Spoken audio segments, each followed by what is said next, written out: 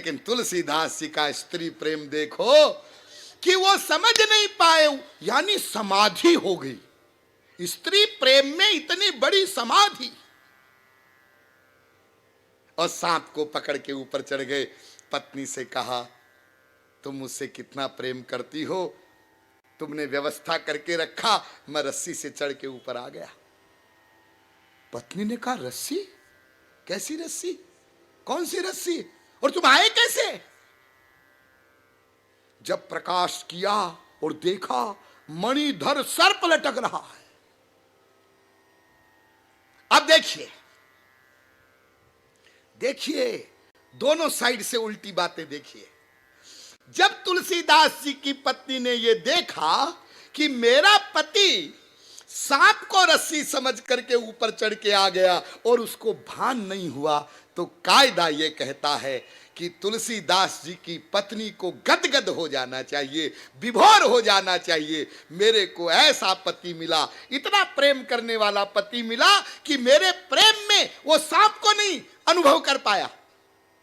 ऐसा होना चाहिए, लेकिन ऐसा नहीं हुआ, उल्टा हुआ।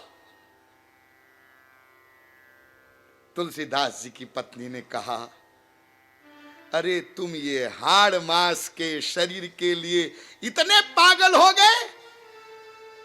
इस शरीर के प्रेम में तुम ऐसे दीवाने हो गए? यदि इतना प्रेम तुम राम से कर लेते, भगवान से कर लेते,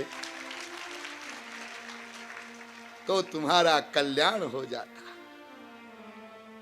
अब देखिए, पत्नी की ये बात सुन करके तुलसीदास जी का रिएक्शन क्या होना चाहिए?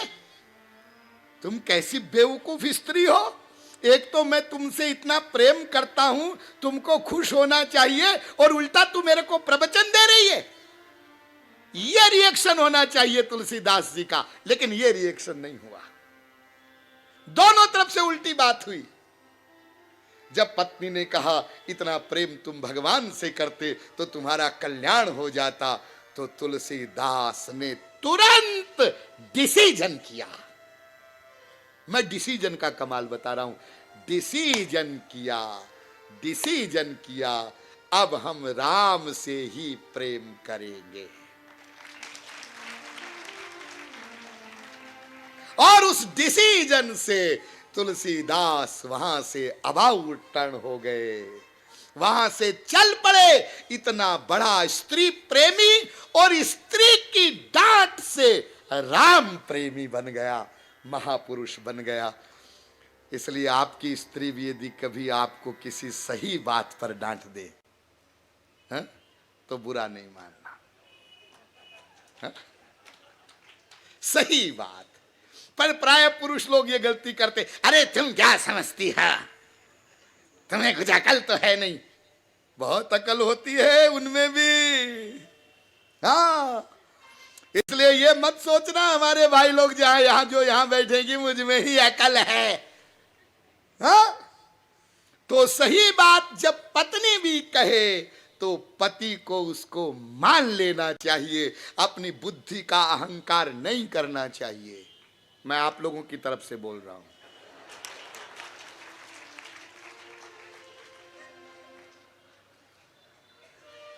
ये निर्णय का कमाल है, ये डिसीजन का कमाल है। भगवत प्राप्ति वही मनुष्य करता है जो बुद्धि से ये डिसीजन कर लेता है कि मुझे अपना कल्याण करना ही है। आप लोग एक काम करो ना,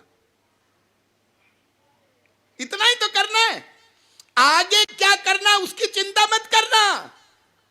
कैसे भगवान मिलेंगे ये मत सोचो, ये मत सोचो। तुम केवल इतना सा काम कर लो। और जो लोग यहां पर आ रहे हैं रेगुलर और आगे भी आएंगे, हम आपसे ये आशा करेंगे, तुम इतना सा काम करो, हमारा यहां आना सफल हो जाएगा। केवल तुम बुद्धि से डिसीजन करो कि इस जन्म में मैं अपना कल्याण करके ही रहूंगा, बस इतना करना।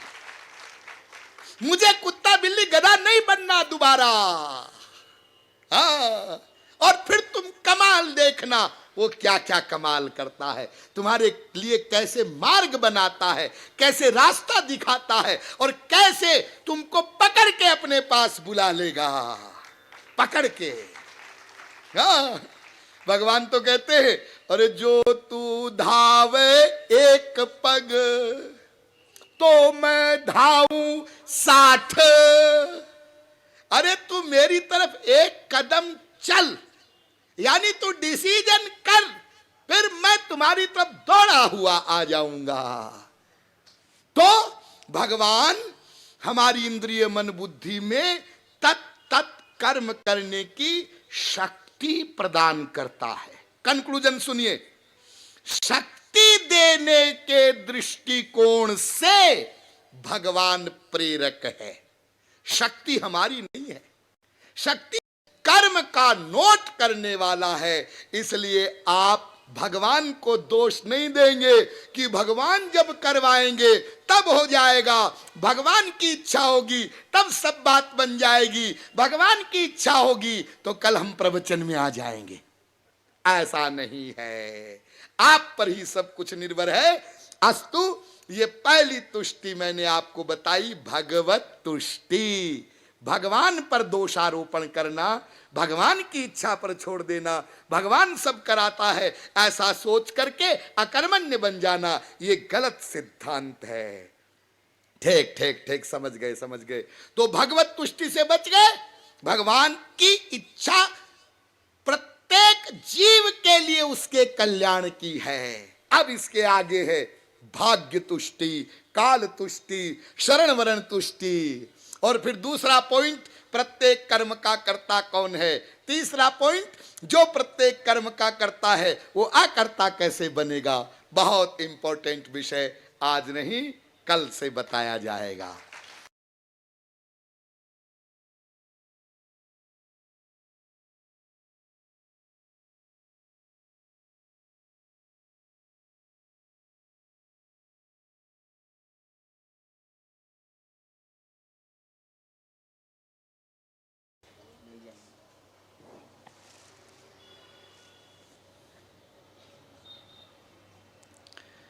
अब आप लोग सावधान हो जाएं।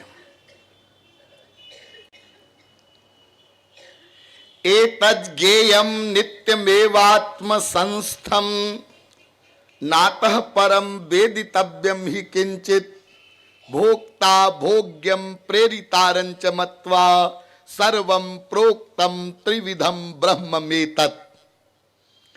इस वेद मंत्र की व्याख्या में अब तक आप लोगों को यह बताया गया,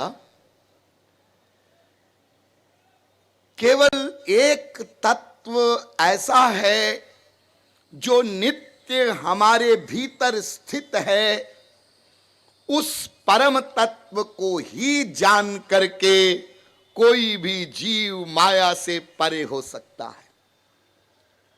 और बस इतना ही जानना है, एतज्ज्ञेयम्, इतना ही जानना है।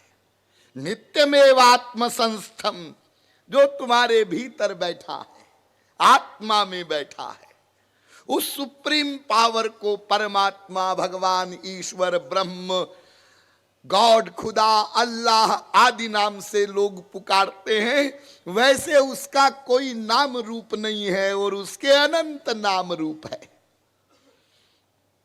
लेकिन उस ईश्वर को जानने का अधिकार केवल मानव देह में प्राप्त होता है, क्योंकि मानव शरीर में दो विशेषताएं हैं, एक ज्ञान की प्रधानता, दूसरी पुरुषार्थ करने की योग्यता। अतएव ये शरीर सुर दुर्लभ है। अस्तु, हमें जल्दी से जल्दी अपने परम चरम राधांत को प्राप्त करने का प्रयत्न करना चाहिए। वो हमारा परम चरम लक्ष्य क्या है, ये भी आपको बताया गया। हमारा परम चरम लक्ष्य हम स्वयं जानते हैं। विश्व का प्रत्येक जीव बिना किसी के सिखाए पढ़ाए प्रत्येक क्रिया के द्वारा आनंद को ही चाहता है, क्योंकि वो आनंद स्वरूप ईश्वर का अनादि अंश है और अंश का स्वभाव होता है अपने अंशी को ही चाहना। अतएव प्रत्येक जीव अनादिकाल से आनंद को अर्थात ईश्वर को ही चाहता है, किंतु अभी तक हमें आनंद नहीं मिला। अतएव उसके कारण पर जब विचार हुआ तो पता चला कि आनंद प्राप्ति ईश्वर प्राप्ति पर ही संभव है। ईश्वर प्राप्ति के बिना आनंद नहीं मिल सकता। कितना संसार जोड़ो, कुछ भी प्राप्त कर लो, कुछ भी बन जाओ, प्राइम मिनिस्टर, प्रेसिडेंट, सारे विश्व के सम्राट बन जाओ, कुछ भी पालो। वेद व्यास जी ने तो कह दिया, यत् पृथिव्याम व्रीह्यवम हिरण्यम पशवस्त्रियः नालमेकस्य पर्याप्तम। अतएव ये बात मोड़ करके, गांठ बांध करके मस्तिष्क में रख लीजिए कि जिस सुख को हम लोग चाहते हैं वो सुख भगवत प्राप्ति पर ही मिलेगा। और भगवत प्राप्ति के लिए सर्वप्रथम भगवान को जानना होगा। अतएव भगवान को जानने का हमने प्रयत्न किया तो वेदों शास्त्रों ने बताया कि भगवान को भगवान की कृपा से ही जाना जा सकता। अपनी शक्ति से कोई भी भगवान को नहीं जान सकता। हमारे पास इंद्रियां, मन, बुद्धि जो कुछ है वो सब प्राकृत है, भगवान दिव्य है। इंद्रिय मन बुद्धि का प्रेरक भगवान है। इंद्रिय मन बुद्धि तो प्रेर्य है, वो प्रकाशक है। इंद्रिय मन बुद्धि प्रकाश्य है, वो धारक है। इंद्रिय मन बुद्धि धार्यमान है, वो सर्वज्ञ है, जीव अल्पज्ञ है। और साथ ही साथ वो अनंत अनंत विरोधी धर्मों का अधिष्ठान भी है। इसलिए एक सिद्धांत हमने समझा, अकाट्य सिद्धांत, भगवान को भगवान की कृपा से ही जाना जाएगा। लेकिन भगवान की कृपा कोई आकस्मिक घटना नहीं है, वो टर्न बाई टर्न नहीं होती है, अपितु किसी आधार पर आधारित है। वो आधार भी आपको बताया गया, भगवत शरणागति। पहले हमें शरणागत होना होगा, तब भगवत कृपा होगी। लेकिन जब ये बताया गया तो फिर एक प्रश्न आ गया कि यदि किसी शर्त को पूरी करने पर भगवान कृपा करते हैं तो फिर वो अकारण करुण कहाँ रहा? फिर तो उसको बिजनेसमैन कहना चाहिए, व्यापारी कहना चाहिए। इस शंका का समाधान भी किया गया और भगवत शरणागति का रहस्य बताया गया। भगवान के शरणागत होने का मतलब भगवान की कृपा का मोल चुकाना नहीं। शरणागति का तात्पर्य है कुछ न करना, न अच्छा करना, न बुरा करना। लेकिन अनादिकाल से हम लोगों को सब कुछ करने का अभ्यास पड़ गया है, इसलिए कुछ न करने वाली अवस्था तक पहुंचने के लिए अभी हमें बहुत कुछ समझना है, उसके अनुरूप बहुत कुछ करना है। वो बहुत कुछ क्या क्या समझना है, उसके अंतर्गत 3 प्रमुख बातें आपको बताई गई। नंबर 1, शरणागति में बाधक तत्व कौन कौन से हैं। नंबर 2, प्रत्येक कर्म का कर्ता कौन है। नंबर 3, जो प्रत्येक कर्म का कर्ता है वो अकर्ता कैसे होगा। पहला बिंदु, शरणागति में बाधक तत्व कौन कौन से हैं, इस पर पिछले 2 दिनों से विचार चल रहा है। 3 प्रकार के कपूयाचरण और 4 प्रकार की तुष्टियां, अर्थात शरणागति में 7 बाधाएं हैं। 3 प्रकार के कपूयाचरण, जिम भाव, अनृत भाव, माया भाव, ये आपको विस्तार से बताए गए। कल तुष्टियों का प्रकरण प्रारंभ हुआ। तुष्टि का तात्पर्य है ऐसा गलत ज्ञान धारण कर लेना जिस ज्ञान को धारण कर लेने पर भगवत शरणागति का प्रयत्न या तो बंद हो जाए या शिथिल हो जाए। वो 4 प्रकार की तुष्टियों में पहली तुष्टि भगवत तुष्टि आपको बताई गई। भगवत तुष्टि का तात्पर्य होता है भगवान सब कराता है, सब उसकी इच्छा से होता है, इसलिए जब उसकी इच्छा होगी तब वो हमारी सब बात बना देगा। फिर हम क्या कर सकते हैं? इसलिए गलती हमारी नहीं है। जब सब उसकी इच्छा से होने वाला है तो जब वो कराएगा तो सब बात हो जाएगी। इस प्रकार के सिद्धांत को जो लोग धारण कर लेते हैं वो राम भरोसे खाए के और रहो खाट पर सोए। हाँ, राम भरोसे है। अरे भाई, गलती भगवान की है, वो कृपा नहीं करता, हम क्या करें? पहला काम उसका है और उसकी कृपा के बिना कुछ हो नहीं सकता। तो एक जो कंफ्यूजन हम लोगों को है कि जो कर्म होते हैं, संसार में जो कुछ होता है भगवान की इच्छा से होता है या नहीं होता है, इसका निराकरण कल किया गया। भगवान हमारे कर्मों का कर्ता नहीं है, वो केवल शक्ति दाता है। इसलिए वेदांत में वेदव्यास जी ने 2 सूत्र बनाए। एक सूत्र है परात्तु तच्छ्रुते, परात्तु तच्छ्रुते। इस वेदांत सूत्र का अर्थ है वो प्रेरक है। वेदव्यास जी जानते थे कि लोग मेरे इस सूत्र का गलत अर्थ लगाएंगे, इसलिए एक सूत्र उन्होंने और बनाया, कर्ता शास्त्रार्थवत्तात। भगवान शक्ति देने के दृष्टिकोण से प्रेरक है, लेकिन कर्म का कर्ता भगवान नहीं है। क्या उस शक्ति का सदुपयोग करे या दुरुपयोग करे, ये हमारे ऊपर निर्भर है। इसलिए हम लोगों को भगवान को दोष नहीं देना है। ठीक ठीक, चलो बच गया बेचारा भगवान बाल बाल। अब हम लोग भगवान को दोष नहीं देंगे, भाई उसकी गलती नहीं है, लेकिन हम लोग अपनी गलती मान लें, ये जरा कठिन बात है।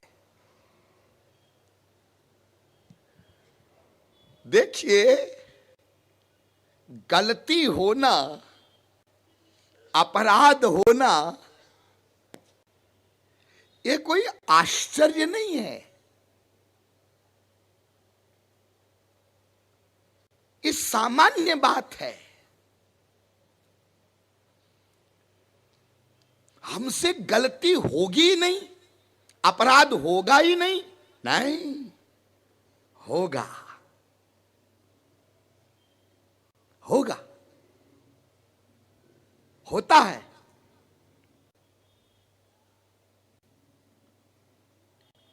एक बहुत सुंदर हमारे यहां इस विषय में आख्यान है। रामचरितमानस का प्रसंग आपने सुना होगा कि जब जयंत ने माता सीता के चरणों में चोंच मारी,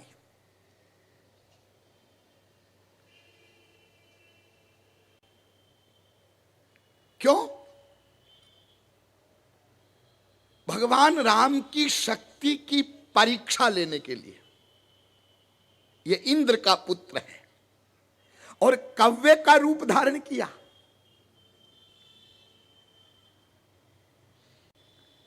जब व्यक्ति की बुद्धि भ्रष्ट होती है ना, जीव की बुद्धि भ्रष्ट होती है ना,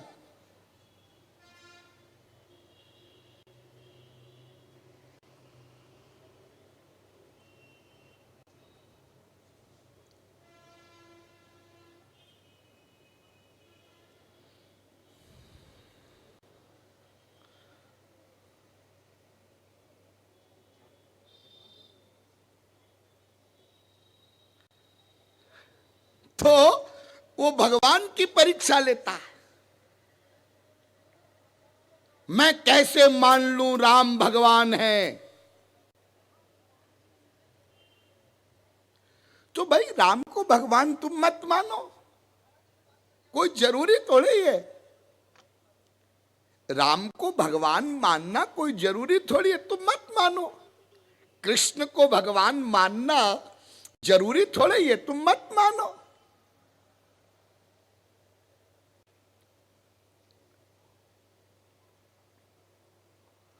हमारे मानने न मानने से भगवान की सत्ता पर कोई असर नहीं पड़ना है। ध्यान दीजिए। जैसे कोई अंधा कहे कि मैं सूर्य को नहीं मानता, प्रकाश को नहीं मानता, मत मानो, तुम अंधे हो। यदि करोड़ अंधे मिलकर भी डिक्लेयर करे कि प्रकाश नहीं होता, सूर्य नहीं होता, तो सूर्य की सत्ता पर कोई असर नहीं पड़ेगा। सूर्य तो है, इसलिए है, किसी के मानने न मानने से वो उसका कुछ नहीं बिगड़ेगा। तो भगवान तो है इसलिए है, तुम मानो चाहे ना मानो।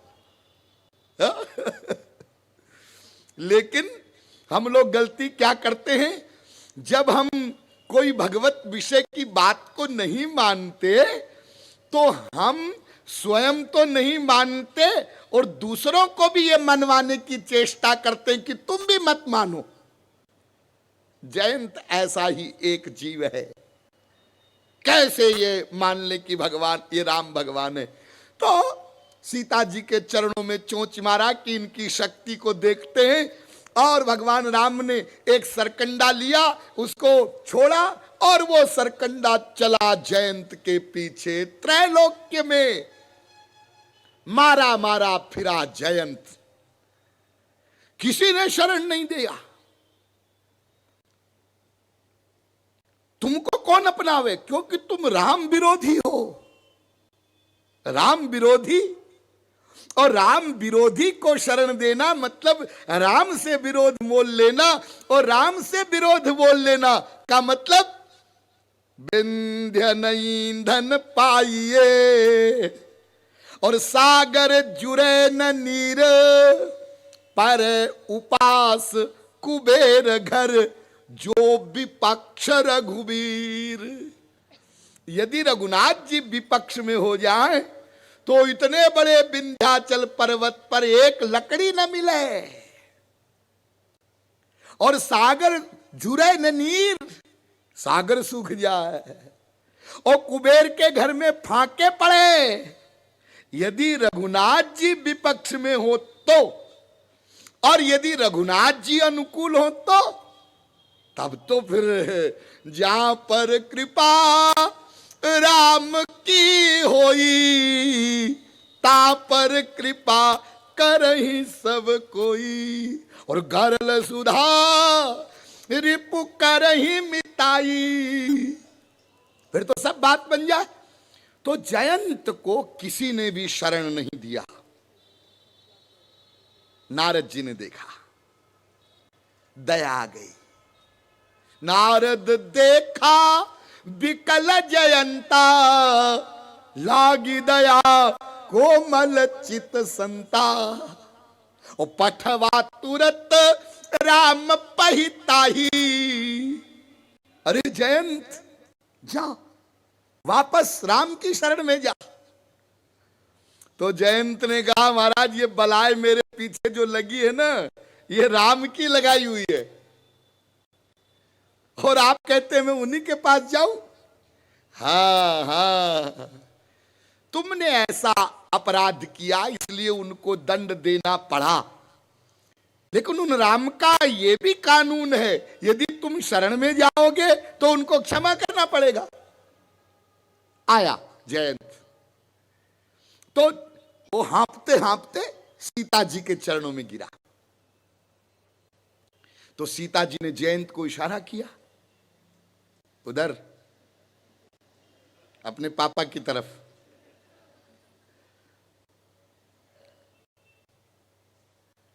और भगवान राम ने मुंह घुमा लिया है, देखा ही नहीं। तो सीता जी ने प्रार्थना की कि महाराज बच्चा है, अब बहुत दंड हो गया, अब इसको माफ कर दीजिए, क्षमा कर दीजिए। राम ने कहा नहीं, इसको क्षमा नहीं मिलेगी। क्यों? ये मेरे प्रति कोई अपराध करता तो मैं क्षमा कर देता, लेकिन मेरे जन के प्रति इसने अपराध किया, वो मैं क्षमा नहीं कर सकता। इसने अक्षम्य अपराध किया है। तो सीता जी ने कहा, महाराज मैं आपसे एक प्रश्न करूं? हाँ करो। आप उत्तर देंगे? हाँ बिल्कुल देंगे। तो आप समझ जाइए मैं प्रश्न करने जा रही हूं। अब सर्वज्ञ भगवान को क्या समझना है, राम तो सर्वज्ञ है, फिर भी प्रश्न करने वाली जगत जननी जानकी जी है। क्यों? क्योंकि अपराधों की जननी माया है। मायाधीन जीव से गलती न हो, यह कैसे हो सकता है? कोई व्यक्ति लाख कहे मैं सत्यवादी हूं, यह नहीं हो सकता। हम लोग झूठ बोलते हैं, अरे दिन भर झूठ बोलते हैं। झूठ बोलना किसको कहते हैं? जो तुम्हारे भीतर चल रहा है, जो तुम सोच रहे हो, उसी को तुम बोलो, तब तुम सत्यवादी हो। तो क्या तुम जो भीतर सोचते हो वैसा ही बाहर बोलते हो? अरे नहीं जी, मां के प्रति, बाप के प्रति, बीबी के प्रति, बेटे के प्रति, बेटी के प्रति कितनी बातें हम गलत गलत सोचते हैं, उसको बोलते कहां हैं?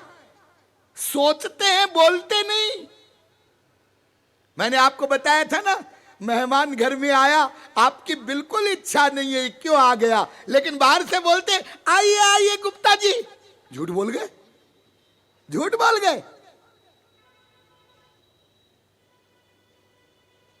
किसी के प्रति भी हमारी खराब भावना है, लेकिन हम बाहर नहीं बोलते, दिन भर झूठ बोलते हैं। बोलना पड़ता है। सच कैसे बोलोगे? सच बोल नहीं सकते आप।